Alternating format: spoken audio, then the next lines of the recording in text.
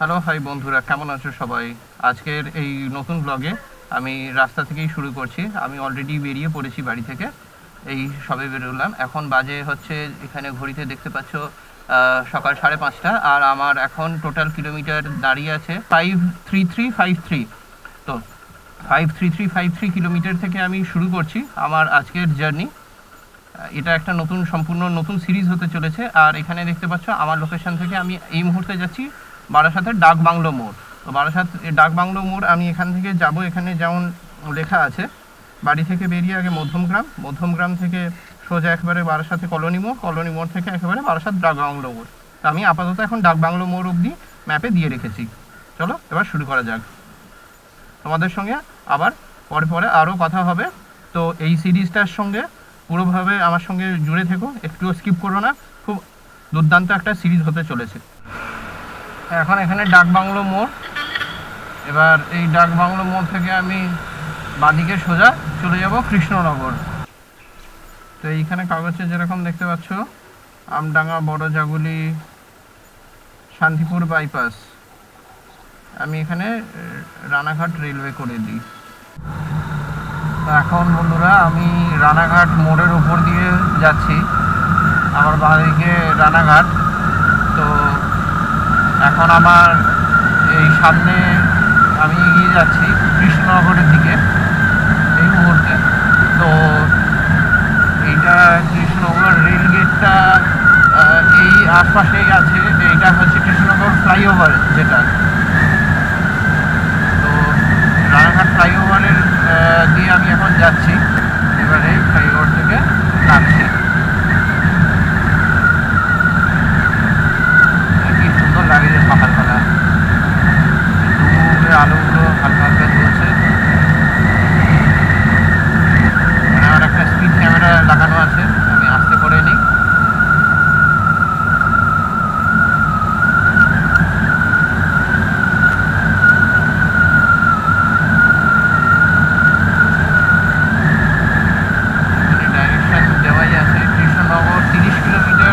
হচ্ছে 7 কিলোমিটার আর হাবিবপুর হচ্ছে 2 কিলোমিটার।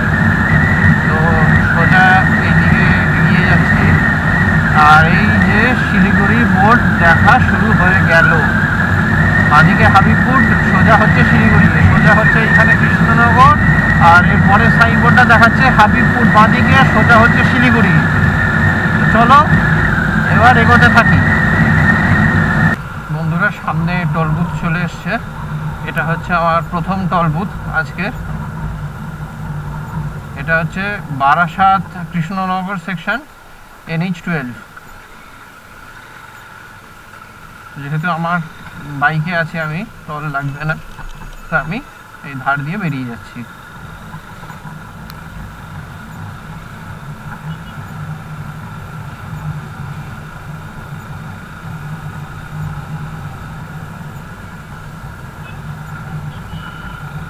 সামনে লেখা আছে মদনপুর আর কৃষ্ণনগর সোজা।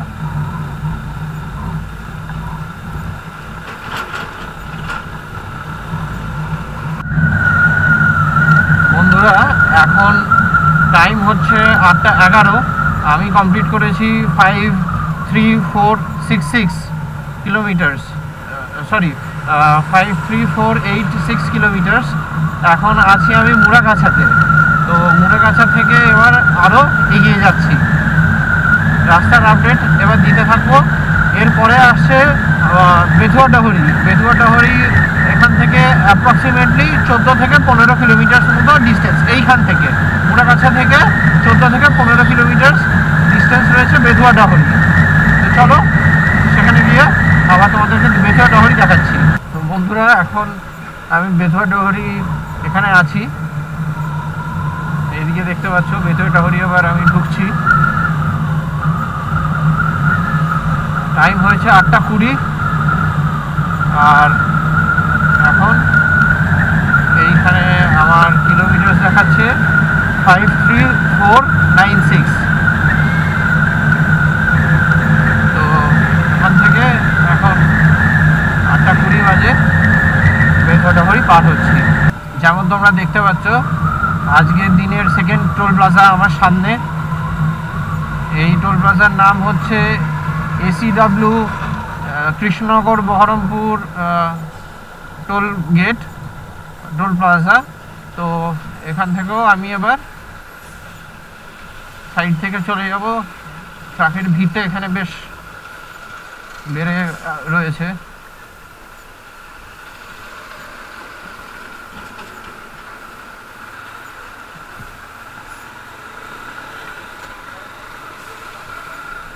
এই যে আমরা এখন বেতডহরি এবার ক্রস করে গেলাম।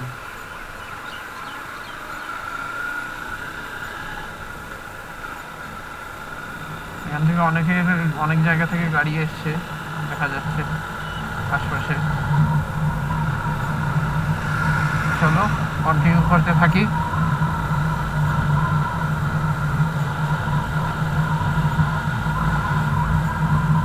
এইখানে একটা ডাইভারশন মতো রয়েছে, কারণ ডান দিকের যে লেনটা সেটা বন্ধ আছে, তো বাঁ দিকের লেন দিয়েই সমস্ত গাড়ি যাতায়াত করছে।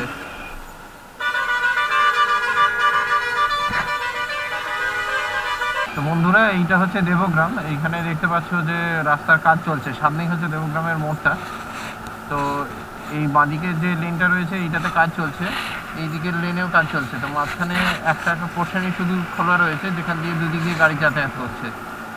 তো চলো আস্তে আস্তে আমি একটু এগোতে থাকি, দেখি কত দূর জায়গাটা এগোনো যায়।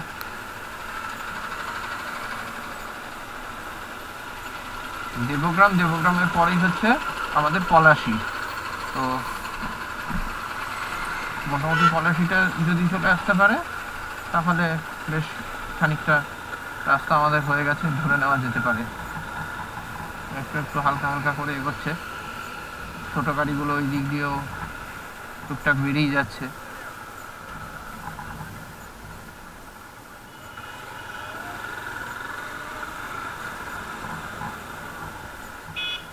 যে যেরকম সুযোগ পাচ্ছে ডান দিক বাঁ দিক করে বেরোচ্ছে।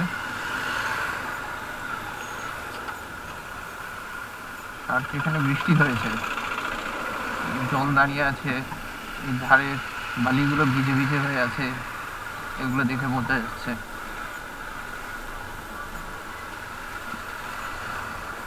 আগের কোনো ইউটিউবারের ব্লগেতে শুনিনি যে দেবগ্রামে পর্যন্ত জ্যাম হয়েছে। বন্ধুরা, সামনে রয়েছে পলাশীর ফুলবাড়ি মোড় বা ফুলবাড়ি মনুমেন্ট, পলাশী মনুমেন্ট যেটাই বলো, এটা হচ্ছে পলাশী গেট।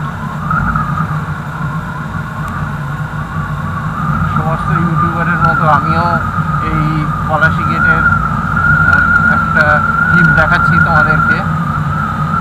নর্থ বেঙ্গলের রুটে সকলেরই পড়ে।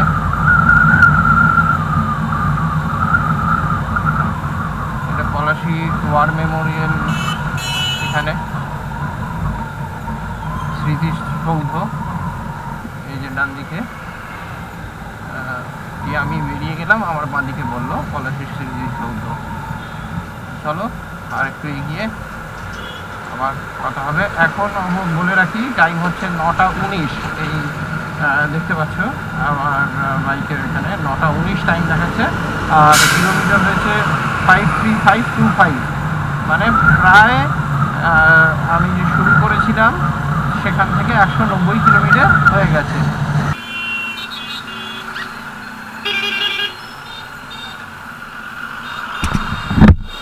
এখন বন্ধুরা বেলডাঙ্গা পার হচ্ছি। এটা এখন মুর্শিদাবাদ ডিস্ট্রিক্টের মধ্যে বেলডাঙ্গা পার হচ্ছি। আরও কিছুটা এগিয়ে গেলে বহরমপুর পড়বে। চলো আস্তে আস্তে বহরমপুরের দিকে এগোনো যাক। তো এই যে ফেমাস বেলডাঙ্গার নানা রকম ডিজাইনের জলের ট্যাঙ্ক ছাদের ওপরে। তো এইখানে একটা হচ্ছে ঈগল পাখি, সামনে দেখতে পাচ্ছি গ্লোব একটা রয়েছে, ডান দিকে গ্লোব রয়েছে।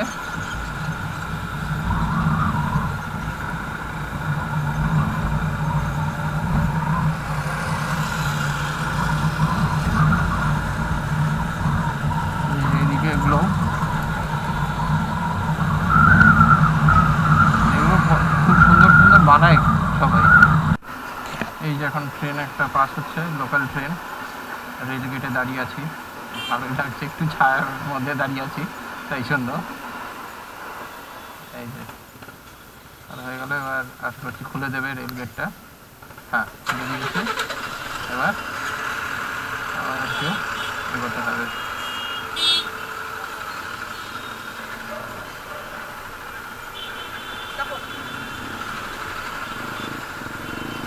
একটু পরেই এটা আসছে শিবপুর টোল প্লাজা। এখন ঘড়িতে টাইম হচ্ছে 10টা 2, আর আমার কিলোমিটার হচ্ছে 53,550।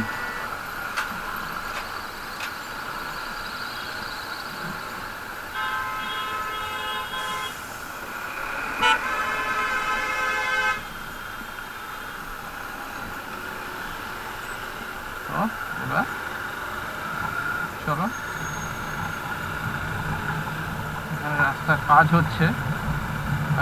মেনলি মোটামুটি মুর্শিদাবাদ ডিস্ট্রিক্টের পুরো জায়গাটাতেই 5-এর যে পোর্শনটা পড়ছে, আপাতত মুর্শিদাবাদের মধ্যেই সমস্ত কাজগুলো দেখলাম। নদিয়াতে একটা জায়গায় শুধু একটুখানি ছোট্ট একটু ডাইভারশন ছিল, তাও শুধু ওই অ্যারাউন্ড 100-200 মিটার্স। আর মুর্শিদাবাদে তো এখন বেশ কয়েকটা জায়গায় কাজ হচ্ছে, রেজিনগরে কাজ হচ্ছে, তারপরে বেলডাঙাতে কাজ হচ্ছে। যেমন বন্ধুরা তোমরা দেখতে পাচ্ছ, এখানে ওপরে সাইনবোর্ডে লেখা আছে ডালখোলা 261, মালদা 135, বহরমপুর 7। তো চলো এবার এগোতে থাকি। টোল প্লাজাটাও মনে হয় চলে এসেছে সামনে, দেখতে পাচ্ছি।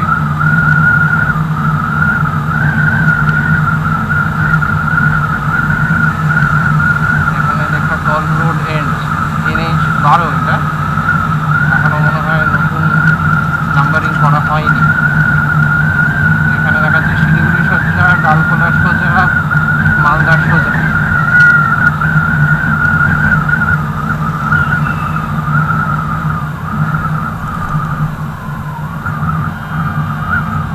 এই যে বহরমপুর বাইপাস হচ্ছে এইটা, বাঁদিকে বহরমপুর টাউন চলে যাচ্ছে, ডান দিকে চলে যাচ্ছে সোজা শিলিগুড়ি। আগে আগে ইউটিউবের ভিডিওতে দেখেছি, আর এখন নিজের চোখে দেখছি বহরমপুর বাইপাস।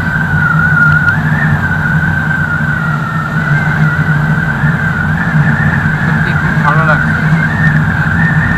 এখানে যা গ্রিনারি রয়েছে, এটা থেকে চোখেরও শান্তি লাগে।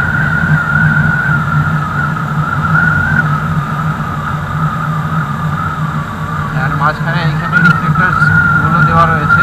হয়তো বলতো বহরমপুর বাইপাস খুব সুন্দর, বহরমপুর বাইপাস খুব সুন্দর। এবারে সত্যিকারে নিজের চোখে দেখে উপলব্ধি করতে পারছি, সত্যি খুব সুন্দর বহরমপুর বাইপাস, কোনো কথা হবে না। ওর সামনে হচ্ছে 17 কিলোমিটার, এখানে লেখা দেখলাম, রাস্তার ধারে লেখা আছে। কি দুর্দান্ত লাগছে উপরের ব্রিজটা, সত্যি না দেখলেই নয়, বিশ্বাস হতো না না দেখলে। একটা মেজর ব্রিজ।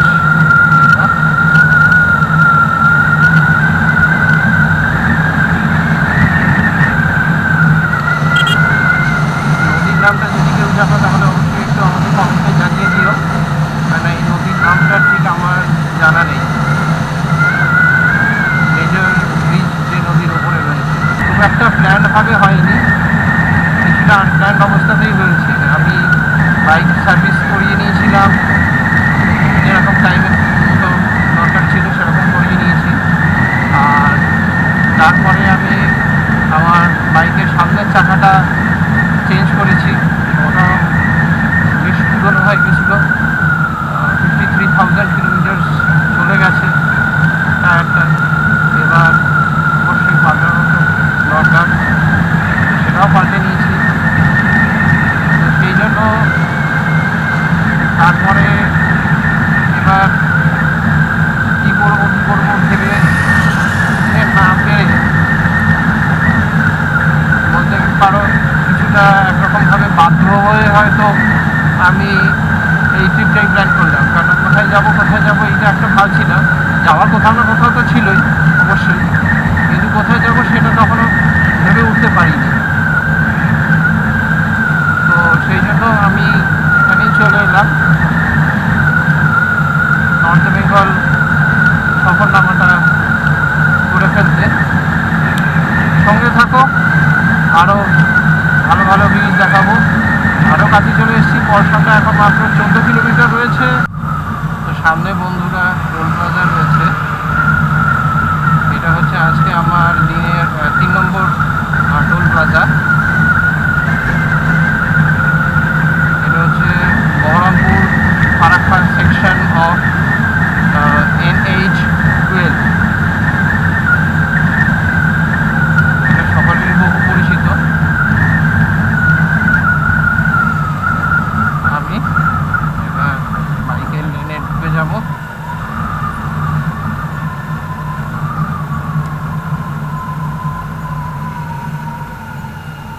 তারপর এখানে অনেকগুলো বাইক যাচ্ছে দেখলাম।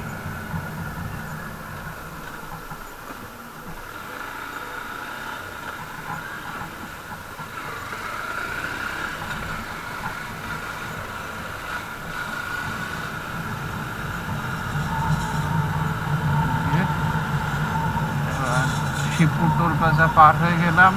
টাইম এখন দেখতে পাচ্ছ 10:24, আর আমার কিলোমিটার হচ্ছে 53,571।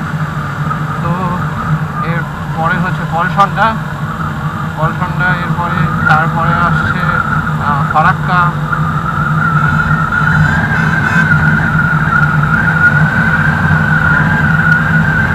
ফারাক্কা তো অবশ্যই যাব, আর তার মধ্যে পাকুদা ধাবাতেও যাব, কেন আমার সকাল থেকে ব্রেকফাস্ট করা হয়নি।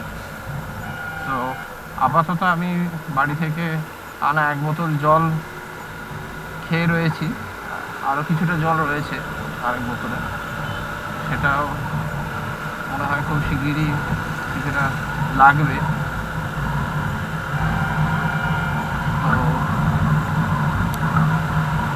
এরপরে আবার ফারাক্কার সময় চলে আসবে আবার মোরগ্রাম। তো চলে এসেছি পাপ্পুদা ধাবাতে। এবার চলো এখানে কিছুটা ব্রেকফাস্ট করে নেওয়া যাক।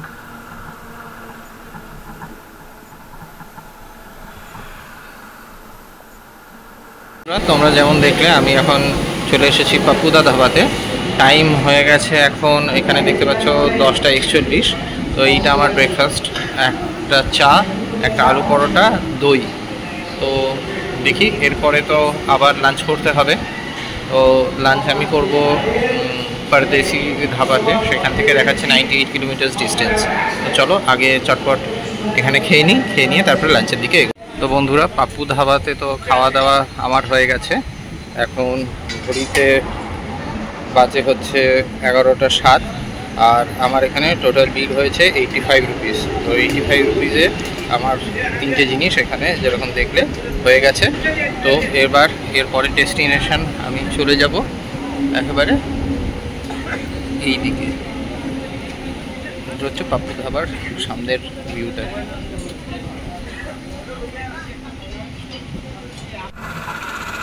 তো বন্ধুরা, এই যে তোমাদের সকলের সামনে আহিরন ব্রিজ প্রস্তুত করলাম। সামনে ওই দিকটা যাওয়ার লেন ওটা বন্ধ রয়েছে, তাই জন্য এই লেনটাকেই ডিভাইড করে দুদিকের আসা যাওয়ার ব্যবস্থা করা হয়েছে। অবশ্যই স্বাভাবিক কারণে এই দিকটায় জামটা একটু বেশি।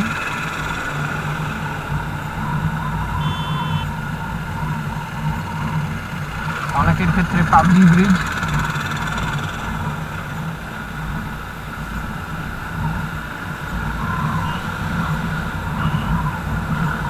আহিরন সেতু।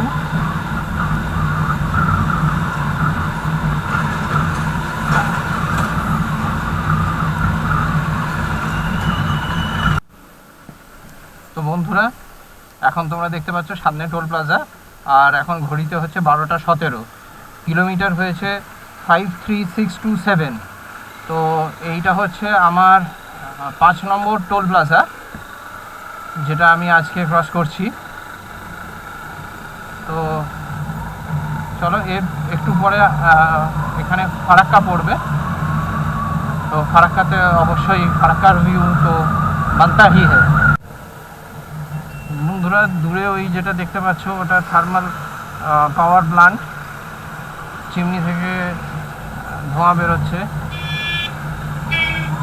দেখে তো থার্মাল পাওয়ার প্লান্ট বলেই মনে হয়, কেন ফারাক্কার কাছাকাছিও আমরা আছি, খুবই কাছে আছি। 6 কিলোমিটার মতো ডিস্টেন্স শুধু এখন ফারাক্কা থেকে। জানি না দূরে দেখা যাচ্ছে কি না, কতটা দেখা যাচ্ছে।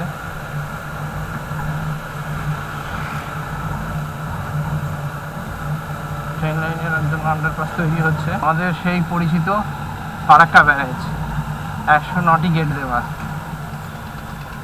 আমি আজকে করছি এখান থেকে, মানে কলকাতা থেকে শিলিগুড়ি রাইড। আর এখন ফারাক্কা ব্যারেজের ওপর দিয়ে পার হচ্ছি। যদি ট্রেন এসে যায় তাহলে তো খুবই ভালো, আর কোনো কথাই হবে না। এই দিকে একটা গেট খোলা আছে মাঝখানে, এই যে এই গেটটা খোলা আছে।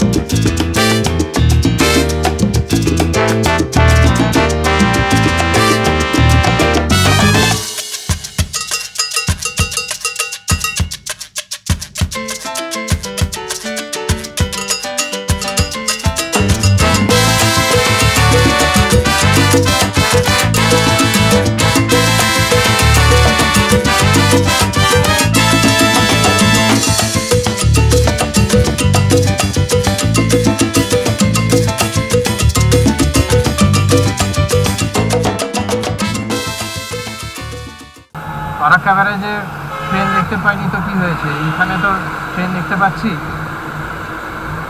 এই দেখো, গৌড় মালদা রেলওয়ে স্টেশনের পাশ থেকে যেতে যেতে একটা ট্রেন দেখতে পেলাম। বন্ধুরা, পরদেশি ধাবাতে চলে এসেছি। আজকে লাঞ্চ এখানেই। এই হলো পরদেশি ধাবা, এখানে এখন আমি যাচ্ছি। আজকে আমি এখানেই লাঞ্চ সারবো।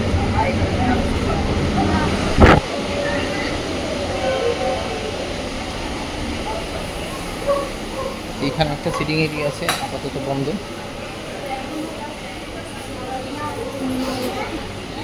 এখানে ঠাকুরের রয়েছে।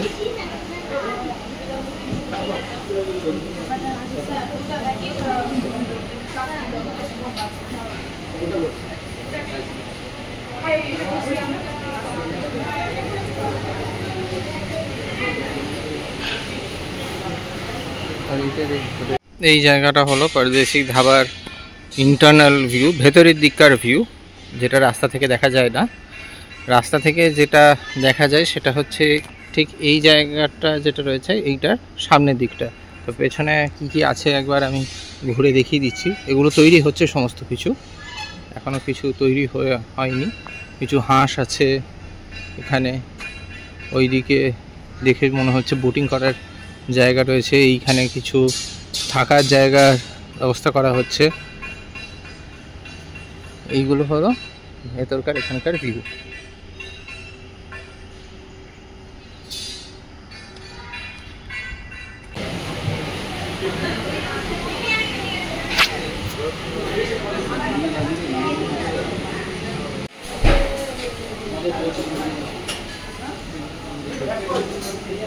এই হলো পরদেশি ধাবার ভেতরের ভিউ। তো বন্ধুরা, এখন আমি পরদেশি ধাবাতে চলে এসেছি মালদার এখানে। এখানে টাইম হচ্ছে 2:11। আমি একটা পনির বাটার মশলা নিয়েছি আর রুটি নিয়েছি। তো চলো আগে এগুলো খাই, তারপরে আবার কথা হবে। বন্ধুরা, এই হলো পরদেশি ধাবার পার্কিং জোন। ঠিক রাস্তার গায়েতেই, যেখান থেকে ধাবাটা শুরু হচ্ছে ঠিক তার আগে এইটার ভেতরে হচ্ছে পার্কিং জোন। চলো এখানে আমি আমার বাইকটা রেখেছি, এবার সেটা নিয়ে নিই। বাইক, হেলমেট সব এখানেই রয়েছে, সেটা নিয়ে নিই। আর পরদেশি ধাবাতে তো খাওয়া দাওয়া করলাম, তো তাতে কত বিল হলো সেটাও একবার বলে দিই। এই যে এইখানে দেখতে পাচ্ছ, প্লেন রুটি 4টে রয়েছে 10 টাকা করে, 40 টাকা। পনির বাটার মশলা নিয়েছে 200 টাকা, আর একটা জলের বোতল নিয়েছে 20 টাকা। তো সব মিলিয়ে আমার বিল হয়েছে 260 টাকা। তো এই হচ্ছে এই পরদেশি ধাবার বিশাল পার্কিং। বাইরেও ওপেনে পার্কিংয়ের জায়গা রয়েছে। এইখানে কিছু গাড়ি রয়েছে দেখতে পাচ্ছ, এইদিকে গাড়িও রয়েছে, বাইকও রয়েছে। তো বন্ধুরা, সামনে তোমরা দেখতে পাচ্ছ আবার আর একটা টল প্লাজা এসে গেছে। এটা হচ্ছে ইটাহার টল প্লাজা। এই টল প্লাজাটা হচ্ছে ঠিক পরদেশি ধাবাটা ক্রস করার 3 কিলোমিটার পরে আসে। এখানে লেখা আছে, দেখো, Farakka Raiganj highway section of NH12। এইখানে একটু সামনে যাচ্ছি, এসে লেখাটা দেখতে পাবে। সব জায়গায় লেখা আছে একই জিনিস। এদের টল বুথগুলোর ডিজাইনও প্রায় একই রকম। আমি এবার আমার লেন দিয়ে বেরিয়ে যাব। বন্ধুরা, আমি এখন ইটাহারে আছি।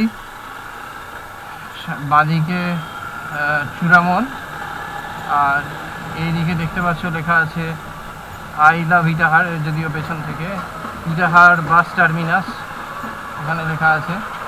তো এই হয়ে গেল ইটাহার। এখান থেকে আমি রায়গঞ্জের দিকে এগিয়ে যাচ্ছি। বন্ধুরা, সামনে এটা হচ্ছে 8 নম্বর টোল গেট। এখানে নামটা লেখা নেই। এটা হচ্ছে পানিশালা টোল প্লাজা। এখানে আকাশটা একটু কালো কালো হয়ে আসছে, মেঘ করে এসছে।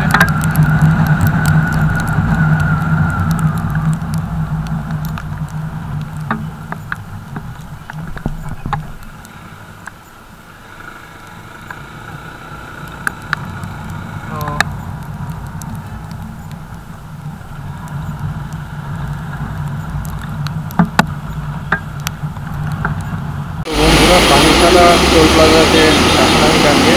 বাইরে দেখতে পাচ্ছ কতটা পরিমাণে বৃষ্টি পড়ছে। ওই দূরে আলো দেখা যাচ্ছে কিনা বুঝতে পারছি না, সেইগুলো গাড়ির আলো। কিন্তু এত বৃষ্টি হচ্ছে যে কিছু দূরে বোঝা যাচ্ছে না। এগুলো কিন্তু খুব বেশি দূরে নয়, এটা আমার থেকে লাইটগুলো যেগুলো রয়েছে সেগুলো মোটামুটি 50 থেকে 70 মিটার ডিস্টেন্সে, কিন্তু এত বৃষ্টি হচ্ছে কিছু দেখা যাচ্ছে না।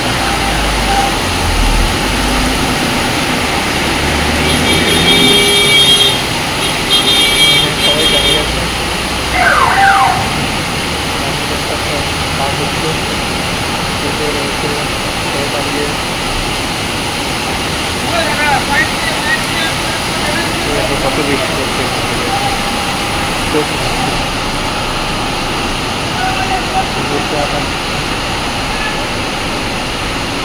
গাড়ি সাজাদান করে যাচ্ছে। বন্ধুরা, এইটা হচ্ছে সূর্যপুর টোল প্লাজা। এটা ন্যাশনাল হাইওয়ে 31-এর ওপরে আছে। তো এখন আমি পার হচ্ছি সূর্যপুর টোল প্লাজা, 6টা 6। বন্ধুরা, এখন আমি বিহারে এন্টার করে গেছি। এই যে হাইওয়ে পোর্শনটা রয়েছে এটা বিহারের ওপর দিয়ে যাচ্ছে। আমি আগে ডালখোলা ঢুকবো, ডালখোলা হয়ে তারপরে কিষানগঞ্জ, তারপরে এগোবো। তো কিষানগঞ্জ পৌঁছতে তো যা দেখতে পাচ্ছি অন্ধকার হয়ে যাবে। জানি না ডালখোলা অবধি আলো থাকতে থাকতে পৌঁছতে পারবো কিনা। আর এখান থেকে শিলিগুড়ির ডিস্টেন্স হচ্ছে 145 মতো। এখানে দেখাচ্ছে সোজা ডালখোলা। চলো এগোতে থাকি, দেরি করবো না। দেখো কেমন সুন্দর লাগছে, এইদিকে ইন্ডিয়ার কালার ফ্ল্যাগ আর এইদিকে নীল সাদা। কি সুন্দর লাগছে দেখতে এই জায়গাটা।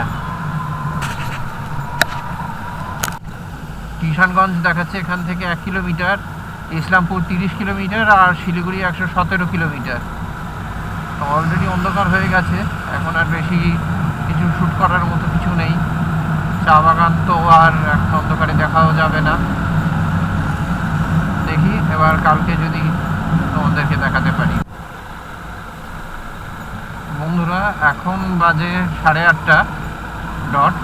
তো ডট 8:30-তে এখনও আমি 33 কিলোমিটার দূরে শিলিগুড়ি থেকে। শিলিগুড়ির আমি যে গেস্ট হাউসটা বুক করেছি সেই গেস্ট হাউস থেকে এখনও 33 কিলোমিটার দূরে আছি।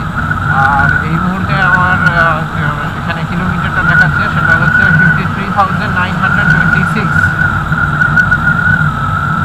তো এই এখন কিলোমিটার দেখালো।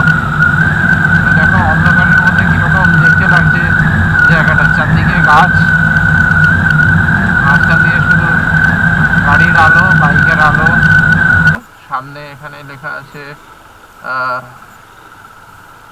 শিলিগুড়ি 13 কিলোমিটার, কার্শিয়াং 38, গ্যাংটক 122। তো এই বাঁদিকে হচ্ছে এয়ারফোর্স স্টেশন। এখান দিয়ে আমি এখন যাচ্ছি। ঘড়িতে টাইম হচ্ছে ঠিক 9টা আর আমার কিলোমিটার হয়েছে 53944। তো এখনও 13 কিলোমিটার আরও যেতে হবে, গিয়ে তারপরে মোটামুটি আমি শিলিগুড়িতে পৌঁছতে পারবো। চলো শিলিগুড়িতে পৌঁছে তারপরে তোমাদের সঙ্গে আবার কথা হচ্ছে। তো বন্ধুরা, আমি এখন বাগডোগরাতে চলে এসেছি। এর থেকে আর 10 কিলোমিটার পরেই হচ্ছে শিলিগুড়ি। তো দেখছো আজকে সানডে বলে কিছু কিছু দোকান মাত্র খোলা আছে, বেশিরভাগ সবই বন্ধ। কিছু ফার্নিচার, কিছু ইলেকট্রনিক্স, এই যে বাগডোগরা ফুড বাজার এটা খোলা আছে। বেশিরভাগ ক্ষেত্রেই সবই বন্ধ। এখন ঘড়িতে বাজে হচ্ছে 9টা 8। এবার আমি শিলিগুড়িতে যাচ্ছি, একেবারে ডাইরেক্ট আমার হোটেলে আমি ঢুকবো এখান থেকে।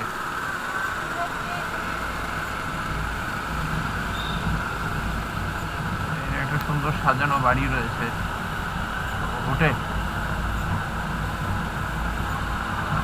এইটা হচ্ছে মসজিদ মোড় বাগডোগরাতে।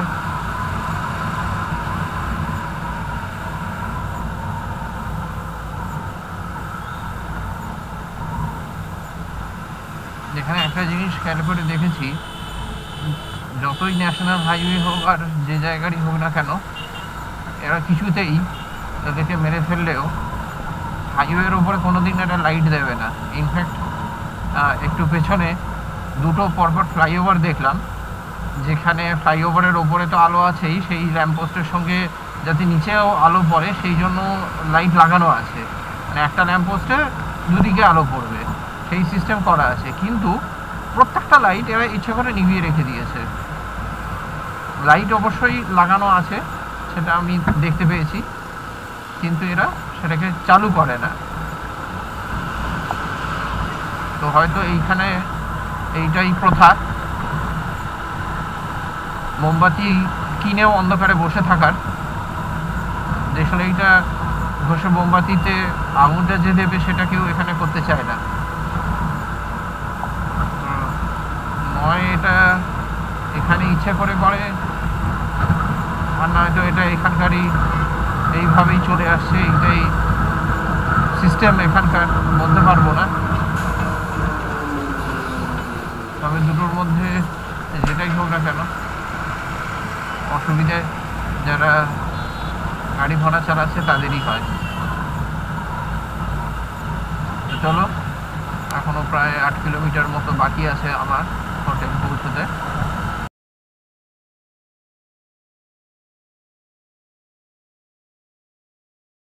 তো বন্ধুরা, বৃদ্ধি গেস্ট হাউস এই রকম, এইখানে ভেতর দিয়ে ঢুকে যাচ্ছে, এটা একটা গেস্ট হাউস। তো এখানে সমস্ত ফেসিলিটিসই একসাথে দেওয়া আছে। এইখানে বলে রাখি, এইটা একটা দরজা, সেইটার কারণটা পরে বলছি। এইখানে একটা রুম হয়ে গেল, দুটো বা তিনটে লোক শুয়ে পড়তে পারবে এখানে। এখানে দেওয়া রয়েছে কিচেন, এইখানে কিচেন, ডাইনিং স্পেস, আর এখানে এখানে একটা আয়না দেওয়া রয়েছে, এই যে এইখানে আয়না দেওয়া রয়েছে, বেসিন। ও আর তার সঙ্গে আমি বলে দিই, এখন বাজে হচ্ছে ঠিক 9:30, আমি ঠিক 1 মিনিট আগে এখানে এসে পৌঁছেছি। আর এই যে রুমটা আমি বলছিলাম,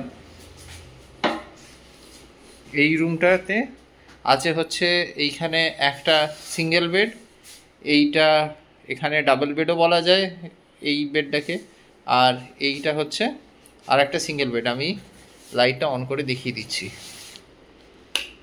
লাইটের সুইচ কোনটা, এই তো এইখানে এলো একটা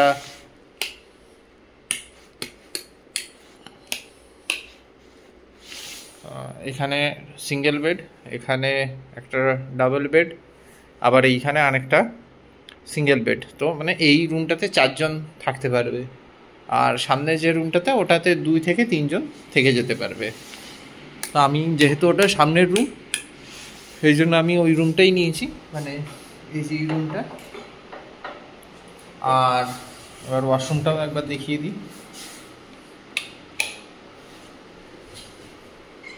ওয়াশরুমটার সামনে সুন্দর একটা ফুলের ইয়ে দেওয়া রয়েছে,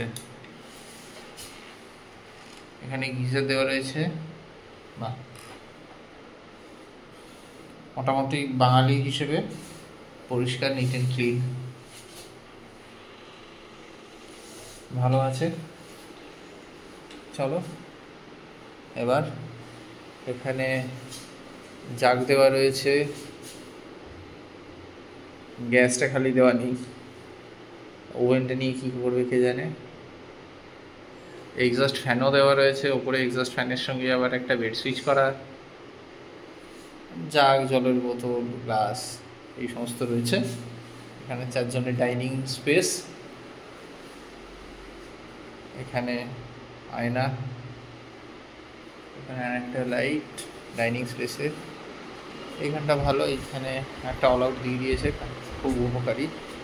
এইখানে কিছু পড়াশোনার বই টই রয়েছে, কিছু ডেকোরেশনস সবগুলো রয়েছে, প্লাস আবার এইখানে বসার জায়গা একটা, এই যে এইখানে একটা বসার জায়গা, এইখানে একটা টেবিল, এইখানে চেয়ার, আবার এইখানে আর একটা বসার জায়গা, মানে মোট কথা 2টো সোফা, একটা কফি টেবিল, সবই এখানে রয়েছে।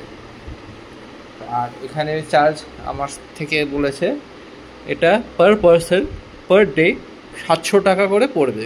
তো দেখে নাও যাদের যেরকম পছন্দ, আমার তো ঠিকঠাকই লেগেছে। এবার আমি এইটা হোমস্টেতে 1 রাত্রি তো আছি, আজকে রাত্রিটা, কালকে দেখা যাক কোন দিকে কীরকম কী হয়।